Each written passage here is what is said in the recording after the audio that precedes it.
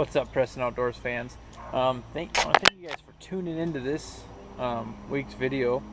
And what you're about to watch is going to be a cold day. The water temperature's dropped about 10 degrees in the last 36, 48 hours, something like that.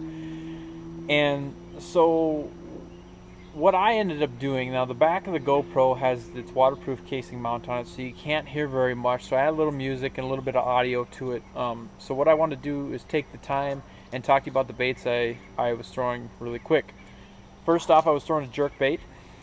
I think this is I can't remember the size, but this is a Strike King KVD jerk bait. Really like the neon colors anytime fishing smallmouth, largemouth, something like that. I was throwing it on, it was 10-pound Seagar and Vizex fluorocarbon, straight fluorocarbon on there. No braid to lead or anything like that. I was throwing that on, it's a Gander Mountain, I can't remember what Gander Mountain rod is, but it's a 7-foot medium action, a little quick action tip there for twitching this bait.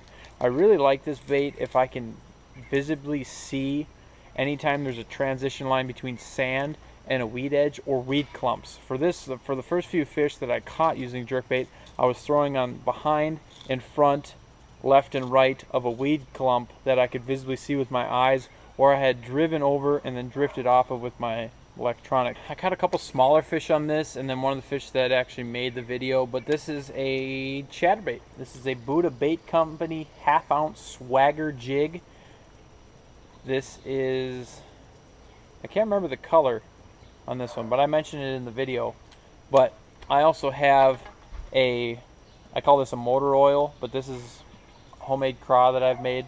A lot of times a chatterbait for cold front or tough fishing conditions has quickly become one of my go-to baits. As you can see in the video, before I catch that fish, I'm actually casting it still going around weed clumps, but instead of like the jerk bait going around the weed clump, I'm going through the weed clump. So I'm gonna throw it out there, find that weed clump, reel it, and then just jerk it almost like a jerk bait, let it fall. I'll do that if I don't feel anything, or if I hit weeds. Anytime I hit weeds, I'm gonna jerk it, let it fall. And this bait, anytime you jerk it, it darts side to side and creates kind of a reaction bite for these fish that are around. And I caught a couple fish like that, like I said, and only one of them made the video. The rest were kind of small. Now this bait caught majority of my fish anywhere around, I was fishing sand to weed transitions or underneath docks, but they were deep underneath docks. This is a half-ounce V&M jig. As you can see here, it's quickly become one of my favorite jigs. It's got a really flat head here to where I can skip it underneath docks. I did not have the bright colored craw on here before. I had the same color green pumpkin craw, which is green pumpkin claws on there, not the red ones like I have now. Again, one of my homemade baits. And what I was doing, a couple of them, like you see, I got stuck on the dock. I was actually skipping underneath docks, or side cast skipping underneath docks, or then after that I was fishing those deeper transition areas, and then got back into a little area to where there was a lot of gravel that would warm up quicker. But again, a jig is really good. I mean, any time of the year, if they're really biting, cold front, high pressure, you can't really go wrong with a jig. So like I said, these 3 techniques are what I used in this video. I want to thank you guys for clicking on it and watching it. Sorry if I talked too long, but I just want to let you know the baits I was using. Hope you enjoy this video. Tune in next time to Preston Outdoors.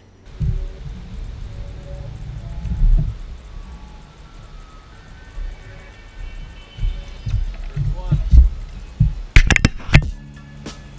Gotta find the weed patches. Get a little bigger.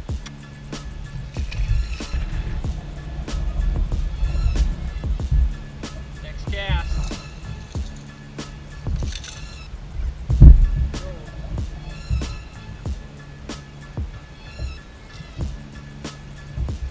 Just after I threw that other one back, just cast after, same spot, grouped up.